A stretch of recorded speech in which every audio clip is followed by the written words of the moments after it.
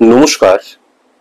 The power of astrology Sumanta ji Chowdhury আমার এই YouTube চ্যানেলে আপনাদের সবাইকে স্বাগত। এখন আমি আলোচনা করব কুম্ভ রাশির জাতক জাতিকাদের শত্রুতার জায়গা কোনগুলো।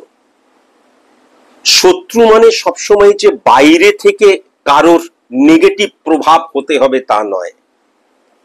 আমার জীবনের মধ্যে এমন কিছু কিছু অবস্থান রয়েছে, সেটা দৃষ্টিভঙ্গি হতে পারে, চিন্তাধারা হতে পারে, ইমপ্লিমেন্টেশন হতে পারে, থিঙ্কিং হতে পারে, যেগুলো কিন্তু আমার সফলতার ক্ষেত্রে প্রতিবন্ধকতার সৃষ্টি করছে বা আমাকে সফল হতে দিচ্ছে না, বা আমি সফল সেই সফলতাটাকে কিন্তু হোল্ড করতে দিচ্ছে না, ফ্লাকচুয়েশন ক্রিয়েট করছে বা ডিক্রিজ করে যাচ্ছে। কি সেই জায়গাগুলো যেখান থেকে আমাকে সাবধানতা অবলম্বন করতে হবে, যেগুলোকে রেকটিফাই করা মাস্ট নেসেসারি, মাস্ট অবশ্যই প্রয়োজন ফর সাকসেস, অ্যাচিভ সাকসেস। খুব ইম্পর্টেন্ট একটা আলোচনা। এই আলোচনাটা শুরুর সূচনাতেই আমি জানিয়ে রাখি, প্রত্যেকটা মানুষের date of birth, time of birth, place of birth আলাদা। Date of birth, time of birth, place of birth আলাদা হওয়ার জন্য জন্মছক আলাদা, তার ফলে জন্মছক দ্বারা যে আমরা স্পট ইমপ্লিমেন্টেশন ছক ক্রিয়েট করি সেটাও আলাদা। আমার date of birth, time of birth, place of birth নেই, মনে রাখা প্রয়োজন। হাত দেখা দ্বারা কখনো কিন্তু কোনো প্রেডিকশন করা যায় না। আমরা সাধারণত, তুমি অ্যাস্ট্রোলজার, হাতটা দেখে দাও তো, হাত দেখা কিন্তু অ্যাস্ট্রোলজি নয়। সংখ্যাতত্ত্ব পার্ট অফ অ্যাস্ট্রোলজি। 5%, 10% বা ম্যাক্সিমাম 15% আপনি জানতে পারবেন, বা 20% পর্যন্ত আপনি জানতে পারবেন, তার বেশি জানতে পারবেন না। আর হোরা পদ্ধতি হচ্ছে সম্পূর্ণ মানুষকে বোকা বানাবার একটা পদ্ধতি। হোরা পদ্ধতি কোনো মতেই সাইন্টিফিক অ্যাস্ট্রোলজি হোরা পদ্ধতিকে মেনে নেয় না। এখন এই যে পিওর সাইন্টিফিক একজন অ্যাস্ট্রোলজার, যিনি কিন্তু স্পট ইমপ্লিমেন্টেশন ছক ক্রিয়েট করতে পারেন based on pure science, pure calculation, pure math, এই যে পিওর একজন সাইন্টিফিক অ্যাস্ট্রোলজার যিনি কালপুরুষ ছক ক্রিয়েট করতে পারেন, চোখের কর্নিয়া দ্বারা ছক ক্রিয়েট করে প্রেডিকশন করেন, 100% অ্যাকুরেট প্রেডিকশন হয়, যিনি করতে পারেন, যারা করতে পারেন, তারাই কিন্তু সাইন্টিফিক অ্যাস্ট্রোলজার। তাই জন্য প্রত্যেকটা মানুষের যেহেতু জন্মছক আলাদা, তাই জন্য প্রত্যেকটি মানুষ অবশ্যই নিজের স্পেসিফিক ভাবে নিজের প্রেডিকশন করে নেওয়া, একজন সাইন্টিফিক অ্যাস্ট্রোলজারের কাছে গিয়ে নেগেটিভিটি ফাইন্ড আউট করা এবং শর্ট আউট করে নেওয়াটা কিন্তু বাধ্যতামূলক। আজ আমি যেটা আলোচনা করছি সেটা সার্বিক মতে, কুম্ভ রাশির সার্বিক মতে আমি কিন্তু আলোচনাটা করছি। নেগেটিভ সাইড বা শত্রুতার জায়গাগুলো কোনগুলো, যেখান থেকে সে সফল হতে পারছে না, প্রতিবন্ধকতা সৃষ্টি হচ্ছে, অবস্ট্রাক্ট ক্রিয়েট হচ্ছে।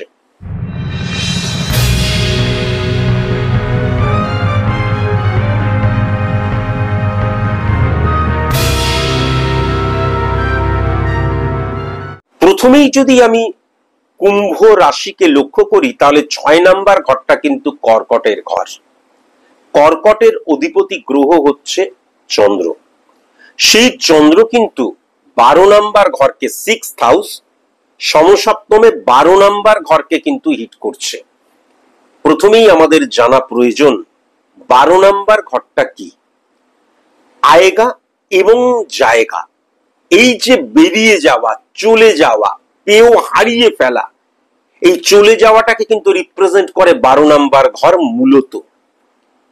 6 নাম্বার ঘরটা হচ্ছে আমাদের প্রাত্যহিক জীবন ধারণের ঘর, এছাড়া সার্ভিসের ঘর, রোগের ঘর, ঋণের ঘর, শত্রুতার ঘর, হ্যান ত্যান ত্যান তো রয়েছে। তাহলে কুম্ভ রাশির জাতক জাতিকাদের ক্ষেত্রে আমার যে মন, সেই মন পজিটিভ ভাবে কিন্তু কখনো ইমপ্লিমেন্ট করে না কোনো ক্ষেত্রেই, কোনো সিচুয়েশনের ক্ষেত্রে। যে কোনো একটা সিচুয়েশন, যে কোনো একটা চিন্তাধারা সেক্ষেত্রে কিন্তু ফ্লাকচুয়েশন ক্রিয়েট করে, এবং আমার মনের যে স্থিরতা, আমার মনের যে একাগ্রতা এবং পজিটিভ ইমপ্লিমেন্টেশন, সেটা ক্ষণিকের হয়, তারপরেই কিন্তু সেটা বেরিয়ে চলে যাচ্ছে সমসপ্তমে, যেহেতু 12 হাউসকে হিট করছে। সুতরাং এইটা কিন্তু কুম্ভ রাশির জাতক জাতিকাদের ক্ষেত্রে এই যে মাইন্ড সেটআপ বা মনকে সঠিক মতন চালিত পরিচালিত করা পজিটিভ অর্থে, সেটা কুম্ভ রাশির জাতক জাতিকারা দীর্ঘমেয়াদী করতে পারে না। ক্ষণিকের করলো, তারপরেই দেখা গেল ডিমোরালাইজড হয়ে গেল বা ফ্লাকচুয়েশন ক্রিয়েট করলো, বা আমার যে কনসেন্ট্রেশনের জায়গাটা, একাগ্রতার জায়গাটা, কেননা মন দ্বারাই কিন্তু মানসিকতা মনোভাবকে বোঝা যায়। তাই জন্য এই মন কিন্তু তাদের কুম্ভ রাশির জাতক জাতিকাদের ব্যর্থতার একটা অন্যতম কারণ। এটা কিন্তু সার্বিক অর্থে যদি কুম্ভ রাশিকে বিশ্লেষণ করা হয় তাহলে লক্ষ্য করা যায়। 7 নম্বর ঘরে কিন্তু রবি বসে রয়েছে। এখন কুম্ভ রাশির জাতক জাতিকাদের 7 নম্বর ঘর দ্বারা পার্টনারকে বোঝা যায়। 7 নম্বর ঘর দ্বারা পার্টনারকে বোঝা যায় মানে এমনটি নয় যে আমার বিজনেস পার্টনার আর আমার জীবন সঙ্গী বা সঙ্গিনীকে কেবল বোঝা যায়, তা নয়। আমার চিন্তাধারা, আমি 12 জন মানুষের সাথে আছি, সকলের সাথে অ্যাডজাস্ট করে থাকতে পারছি তো? আমার 5 জনের সাথে আমি রয়েছি, অ্যাডজাস্ট করতে পারছি তো? প্রফেশনাল, পার্সোনাল, যে কোনো ফিল্ডে আমি পারবো না অ্যাডজাস্ট করতে। কেন? তার কারণ রবি নিয়ে বলতে গিয়ে আমি বারংবার ধরে বলেছিলাম, রবি হচ্ছে ফ্লাকচুয়েশনের কারকতা। 7 নম্বর ঘরে যখনই রবির অবস্থান হয় তখনই কি হয়ে যায়, এই যে আমি এবং তুমি, আমি এবং তোমরা, আমাদের মধ্যে যে কানেকশনটা, যেই কানেকশনটা আমাদের সম্পর্ককে মজবুত করবে, সেটা ফ্লাকচুয়েশন হয়ে যায়। কখনো তাকে বিশ্বাস করছি, কখনো তাকে বোঝাতে পারছি আমি অ্যাকচুয়ালি কি বলতে চাই, বা তার কথাটাকে গুরুত্ব দিচ্ছি, শুনছি, আমাদের মধ্যে পজিটিভ কানেকশন ক্রিয়েট হচ্ছে, আবার সেটা কিন্তু হারিয়ে যাচ্ছে। 2:1% মধ্যে দিয়ে যেহেতু চন্দ্রকেও হিট করছে, চন্দ্র সমসপ্তমে যেহেতু 12 নম্বর ঘরকেও হিট করছে। ফার্স্ট। সেকেন্ড কথা, আমি অন্তত কয়েক লক্ষবার বলেছি যে শুক্র, বৃহস্পতি এবং রবি যদি 7 নম্বর ঘরে বসে থাকে তাহলে বিবাহিত জীবন কখনো সুখের হয় না, সমৃদ্ধশালী হয় না। স্যার, আমি তো 50 বছর ধরে বিবাহিত জীবন লিড করছি, আমি কুম্ভ রাশির জাতক জাতিকা। প্রথমত পার্সোনাল যে ছক, তার দ্বারা নিশ্চয়ই কোনো পজিটিভ প্রভাব ছিল অন্যান্য গ্রহের। দ্বিতীয়ত কম্প্রোমাইজ করা, অ্যাডজাস্ট করা, শুধু অ্যাডজাস্ট করলাম, শুধু কম্প্রোমাইজ করলাম আমার ব্যক্তিগত জীবনে, এবং আমার যে সম্পর্কটাকে টিকিয়ে রাখলাম, সেটাকে কিন্তু স্যাটিসফ্যাকশন বলে না, স্যাটিসফাই হওয়া বলে না সম্পর্কের ক্ষেত্রে। সেটা কিন্তু পুষ্টিকর নয়। কেবল আমি অ্যাডজাস্ট করে যাচ্ছি। আমার কাছে লক্ষাধিক এমন আমার স্টুডেন্ট রয়েছে, বা আমার কাছে অনেকে প্রেডিকশন করতে এসছেন, এরকম অনেকের আমি ছক ক্যালকুলেশন করেছি। আমি কম্প্রোমাইজ করছি, আমি অ্যাডজাস্ট করছি বলেই সম্পর্কটা টিকে আছে। এই জায়গাটাও কিন্তু মারাত্মক রকমের লক্ষ্য করা যায়। এখন এই জায়গাগুলো কুম্ভ রাশির জাতক জাতিকারা যখনই দেখবে হ্যাঁ এই জায়গাগুলো তো সঠিক, তার মানে বুঝবে তোমার নেগেটিভ ইনফ্লুয়েন্স ক্রিয়েট হয়ে রয়েছে, কোন সায়েন্টিফিক অ্যাস্ট্রোলজারের কাছে গিয়ে, পিওর সায়েন্টিফিক অ্যাস্ট্রোলজারের কাছে গিয়ে প্রেডিকশন করানো প্রয়োজন, এবং নেগেটিভিটি ফাইন্ড আউট করে সেটাকে শর্ট আউট করা মাস্ট মাস্ট মাস্ট। এরপর যদি আমি খুব ভালো মতন লক্ষ্য করি, 10 নম্বর ঘরে কিন্তু মঙ্গলের অবস্থান রয়েছে। এখন 10 নম্বর ঘরের মঙ্গল 1 2 3 4 5 6 7, 10 নম্বর ঘরের মঙ্গল কিন্তু 4 নম্বর ঘরকে হিট করছে। কুম্ভ রাশির জাতক জাতিকাদের মধ্যে একটা ক্রিয়েটিভ সেন্স থাকে। আমি সার্ভিস হোল্ডার, তবুও আমার মধ্যে ক্রিয়েটিভ সেন্স রয়েছে, ক্রিয়েটিভিটি রয়েছে।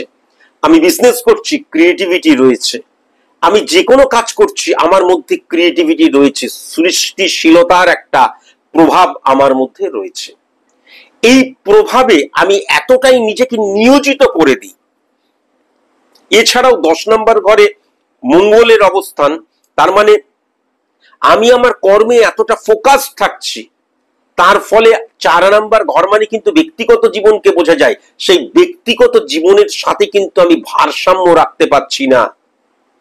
দেখা গেল আমি কর্মে এতটা ফোকাসড, আমার কাছে এইটা আপনারা আমার লাইভ অনুষ্ঠানগুলো দেখবেন, এই চ্যানেলেই রয়েছে, এমন অনেক প্রেডিকশন আমি করেছি, সকাল থেকে রাত পর্যন্ত প্রচুর পরিশ্রম করি, ঘরের প্রিয় মানুষটি কিন্তু একাকিত্বের ফলে অবৈধ সম্পর্কে লিপ্ত হয়ে গেছে, ভুল সম্পর্কে লিপ্ত হয়ে গেছে, অযাচিত সম্পর্কে লিপ্ত হয়ে গেছে, অবৈধ সম্পর্ক, ইলিগাল অ্যাক্টিভিটিস তার মধ্যে চলে এসছে।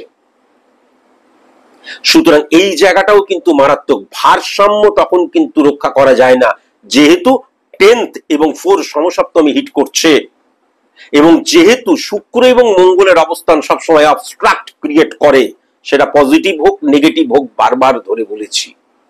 তাহলে এই ক্ষেত্রেও কিন্তু আমি কাজ করছি, যে কাজই করি আমি সেই কাজ করছি, এবং আমার ব্যক্তিগত জীবন এর ভারসাম্য রাখাটা ভীষণ প্রয়োজন। ফার্স্ট। সেকেন্ড কথা, 10 নম্বর ঘরে মঙ্গল, এবং সেক্ষেত্রে কিন্তু 3 নম্বর ঘরেও মঙ্গল, তার মানে 3 নম্বর ঘর দ্বারা মানসিকতা মনোভাবের জায়গাটা বোঝা যায়। তাহলে মানসিকতা মনোভাবের জায়গাটাতেও পরিশ্রম করব, খাটবো, লড়াই করব, মারাত্মক পরিশ্রম করছি, ব্রেনকে ব্যবহার করছি। তো শুধু পরিশ্রম করলেই যদি আমি সফল হয়ে যেতাম, I am extremely sorry to সে, তাহলে কিন্তু কুলি মুটে মজুররা অরোরপতি হতো, আম্বানির জায়গায় থাকতো। পরিশ্রম, সঠিক জায়গায় সঠিকভাবে পরিশ্রম, ব্রেনকে ব্যবহার করা, বুদ্ধিকে ইমপ্লিমেন্ট করা, for success, achieve success, must must must. এটাও কিন্তু মাথায় রাখার প্রয়োজন। 11 নম্বর ঘরে কিন্তু বৃহস্পতি বসে রয়েছে, এবং যেটা কিন্তু 2 নম্বর ঘরের অধিপতি গ্রহ। সুতরাং একটা জিনিস কুম্ভ রাশির জাতক জাতিকাদের ক্ষেত্রে মারাত্মকভাবে লক্ষ্য করা যায়, যে এদের কিন্তু না নাম যশ, তারপরে দেখা যাচ্ছে এদের মারাত্মক ফেমের জায়গা, এক ডাকে মানুষ চিনছে, এই জায়গাটা ঠিক আছে। কিন্তু আমার যে নাম যশ, এর সাথে অর্থ প্রতিপত্তিরও প্রয়োজন। দেখা যায় সে কিন্তু খুব একটা বড় লোক নয়, বা তার সেরকম অর্থই নেই, অথচ এই অঞ্চলের প্রত্যেকটা মানুষ তাকে সম্মান করে, এটাও কিন্তু লক্ষ্য করা যায়। সুতরাং এই জায়গাটাকে কিন্তু একটুখানি, I am extremely sorry to say, জীবন গাড়ির পেট্রোল হচ্ছে অর্থ। অর্থকে বাদ দিয়ে আপনি কোনো কিছু চিন্তা করতে পারেন না, আগেও পারেননি, আজকেও পারেন না, ভবিষ্যতে তো পারবেনই না।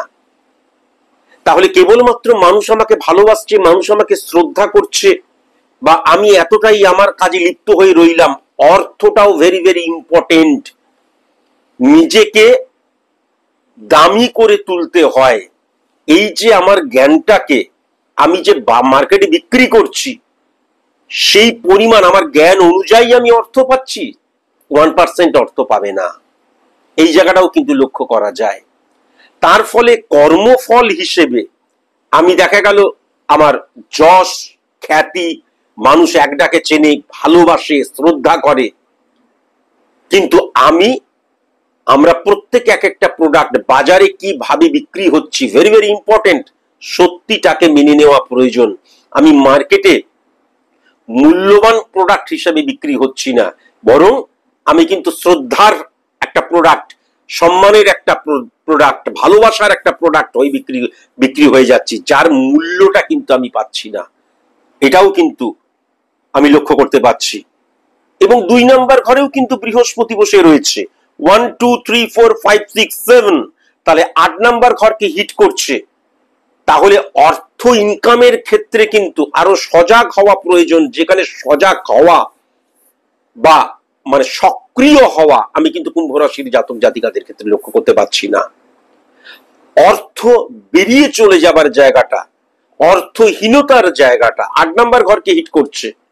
বা আমার এমন ক্রাইসিস হচ্ছে যে আমি একটা খুব ভালো প্রজেক্টে হাত দিয়েছি, কিন্তু অর্থ নেই, সেই অর্থটার প্রয়োজন, আমি ঋণ করলাম, ধার করলাম, সেই প্রজেক্টটা নিয়ে মানুষ নানান ভালো কথা বলল, কিন্তু আলটিমেট আমি সেই মূল্যটা পেলাম না। সুতরাং ঋণটা ইনক্রিজ করতে শুরু করলো, এটাও লক্ষ্য করা যায়। কুম্ভ রাশির জাতক জাতিকাদের দৃষ্টিভঙ্গি, সেকেন্ড হাউস দৃষ্টিভঙ্গির জায়গায় 8 নম্বর ঘর দ্বারা হিট করছে। যারা তোমরা বিবাহিত, শ্বশুর বাড়ির দ্বারা কখনো চালিত পরিচালিত হইও না। কুম্ভ রাশির জাতক জাতিকাদের বিবাহিত পুরুষ অথবা নারীর মধ্যে একটা প্রবণতা শ্বশুর বাড়ির দ্বারা চালিত পরিচালিত হয়, এটাও কিন্তু লক্ষ্য করা যায়। মাতৃভাব কিন্তু খুব একটা পজিটিভ হয় না। নয় দেখা গেল মায়ের প্রতি এতটা অনুগত হয়ে গেলাম, আমি বাদবাকি মানুষের প্রতি যে দায় দায়িত্ব রয়েছে সেটা পালন করলাম না। বা কখনো দেখা যায় যে অন্যান্য দায় দায়িত্ব পালন করতে গিয়ে মায়ের যে সফট কর্নার রয়েছে, মন রয়েছে, আবেগ রয়েছে, সন্তানের প্রতি তার যে একটা মানে কি বলবো, তার যে একটা অনুশাসন রয়েছে, হ্যাঁ আমার সন্তান, হ্যাঁ একটা যে আমিত্ব রয়েছে, সেটাকে আমি খণ্ডিত করে দিলাম। বা অনেক ক্ষেত্রে কিন্তু লক্ষ্য করা যায় মা অসুস্থ হয়ে রয়েছে, তাকে আমি কখনো চিকিৎসা করাচ্ছি না, অতৃপ্ত থেকে যাওয়া। এই দুই জায়গা থেকেও কিন্তু মাতৃত্বের প্রভাব হিট করছে, এটাও কিন্তু আমি পরিষ্কার লক্ষ্য করতে পারছি। এখন কুম্ভ রাশির জাতক জাতিকাদের ক্ষেত্রে কিন্তু 8 নম্বর ঘরটা ভেরি ভেরি ইম্পর্টেন্ট। 8 নম্বর ঘরে বুধকে সবচেয়ে পজিটিভ ধরা হয়, কিন্তু সেই 8 নম্বর ঘর সমসপ্তমে 2 নম্বর ঘরকেও যখন হিট করছে, 1 2 3 4 5 6 7 2 নম্বর ঘরকেও হিট করছে, তাহলে আমার যে বুদ্ধি, আমি আগেও অন্তত 5-6 বার বললাম, আমার যে জ্ঞান, আমার যে নলেজ, সেই নলেজটাকে আমি প্রফেশনালি কিন্তু বিক্রি করতে পারছি না। তার ফলে সেই নলেজ জ্ঞানের উপযুক্ত মূল্যটাও কিন্তু আমি পাচ্ছি না। আশা করি আপনাদের বোঝাতে পারলাম। আবার বলছি, এটা আমি কুম্ভ রাশির জাতক জাতিকাদের সার্বিক মূল্যায়ন করলাম। স্পেসিফিক ভাবে যদি আপনার নেগেটিভিটিকে ফাইন্ড আউট করতে হয় এবং সেটা শর্ট আউট করতে হয়, অবশ্যই কিন্তু কোনো সাইন্টিফিক অ্যাস্ট্রোলজারের, পিওর সাইন্টিফিক অ্যাস্ট্রোলজারের, সাইন্টিফিক অ্যাস্ট্রোলজার মানে কি, কারা সাইন্টিফিক অ্যাস্ট্রোলজার আমি আগেই বললাম, তাদের কাছে গিয়ে অবশ্যই নিজের প্রেডিকশনটি করিয়ে নেবেন। কেবল প্রেডিকশনটি করাবেন না, নেগেটিভিটি ফাইন্ড আউট করে সেটাকে অবশ্যই শর্ট আউট করবেন। রোগকে কখনো পুষে রাখতে নেই। আর আমি বারবার ধরে বলেছি, আবারও বলছি, যে আমার এই যে অ্যাস্ট্রোলজিক্যাল যে প্ল্যানেট, সাইন্টিফিক অ্যাস্ট্রোলজি মতে, আমি অন্যান্য অ্যাস্ট্রোলজি মানে জানি না, সাইন্টিফিক অ্যাস্ট্রোলজি মতে এই যে শনি, বৃহস্পতি, রবি, মঙ্গল, বুধ এটসেট্রা এটসেট্রা, এই গ্রহগুলো কিন্তু কখনো আকাশে বিচরণ করে না। এই গ্রহগুলো কিন্তু রিপ্রেজেন্ট করে আমার হরমোনকে। কেমন? এ প্রসঙ্গে আপনাদের জানিয়ে রাখি, অনেকেই আপনারা আমার কাছে অনলাইনে প্রেডিকশন করতে চাইছেন। আমি আপনাদের জানিয়ে রাখি, অনলাইন প্রেডিকশন করতে হলে সর্বপ্রথম কেউ আমাকে ভাই দাদা বলবেন না। সারা পৃথিবীর মানুষ আমাকে স্যার বলে ডাকেন। স্যার বলতে অসুবিধা হলে সুমন্ত বাবু বলে এটা বলবেন। আমার অনলাইন ফিস হচ্ছে, এই যে channel the power of astrology Sumantaji Chowdhury, এই চ্যানেলেই কিন্তু অনলাইন প্রেডিকশন বহু রয়েছে, দেখে নেবেন কিভাবে করি। আমার অনলাইন ফিস হচ্ছে 3000 টাকা। সর্বপ্রথম আমাকে বলবেন, স্যার আমি অনলাইন প্রেডিকশন করাতে চাই, আমার নামেই date of birth, time of birth, place of birth, এবং যদি কোন রকমের date of birth, time of birth, place of birth না থাকে তাহলে চোখের ছবি দিতে হবে। মেয়েরা ডান চোখের বড় করে যাতে ভেতরের কালো অংশটা দেখা যায় ছবি দেবেন, ছেলেরা বাঁ চোখের ছবি দেবেন। তারপর আমি বললে তবেই আমার ফিসটা, আমার অনলাইন ফিস হচ্ছে 3000 টাকা, সেটা ডিপোজিট করবেন। আমি 48 ঘন্টার মধ্যে প্রেডিকশন করে আমি কিন্তু আপনারা যেখান থেকে অনলাইন প্রেডিকশন করতে বলেছেন, যেই হোয়াটসঅ্যাপ থেকে, সেই হোয়াটসঅ্যাপে পাঠিয়ে দেবো। আমি আবার বলছি যে আমি না বললে কখনো কিন্তু ফিস ডিপোজিট করবেন না। আমার অনলাইন ফিস হচ্ছে 3000 টাকা। আর এমন আমি সবসময় বিজি থাকি, এটা সবাই জানে। সবসময় যে কাজের সূত্রেই বিজি থাকি তা নয়, অনেক সময় আমি এমনিতেই আমি একক মানুষ, তাই জন্য চারিদিকে ঘুরতে চলে যাই। যদি আমি খুব বিজি থাকি বা যদি আমার এমন কোন স্থানে আছি সেখানে নেট কানেকশন নেই, তাহলে কিন্তু আমি 48 ঘন্টার মধ্যে প্রেডিকশন করতে পারবো না। সেক্ষেত্রে হয়তো 1-2 দিন দেরিও হতে পারে। এটা আমি পরিষ্কার জানিয়ে রাখলাম। ফ্রিতে আমি কিন্তু অ্যাস্ট্রোলজি নিয়ে একটা কথাও বলি না, এখানে বলছি আপনাদেরকে বোঝাবার জন্য। সুতরাং আমাকে ফ্রিতে অনলাইন প্রেডিকশন করে দিন তা নয়। আর অনলাইন প্রেডিকশন ফিস হচ্ছে 3000 টাকা। এবার আপনারা কোনো কারণে আমার চেম্বারে আসতে চান, এখন আপনারা টেলিভিশন দেখেন না, টেলিভিশনে অনুষ্ঠান দেখেন না, তাহলে মনে রাখবেন 7003055489, 7003055489 আমার অফিস নাম্বার। সেখানে সকাল 10টা থেকে দুপুর 2টো পর্যন্ত কিন্তু ফোন পিক আপ করা হয়, অফিসের মানুষজন করেন। তাদের কাছে ফোন করেই বলবেন যে আমি স্যারের কাছে চেম্বারে গিয়ে দেখাতে চাই, আমার চেম্বার ফিস কিন্তু 1500 টাকা, আগেই জানিয়ে রাখলাম। আজকের মতন এইটুকুই, নমস্কার।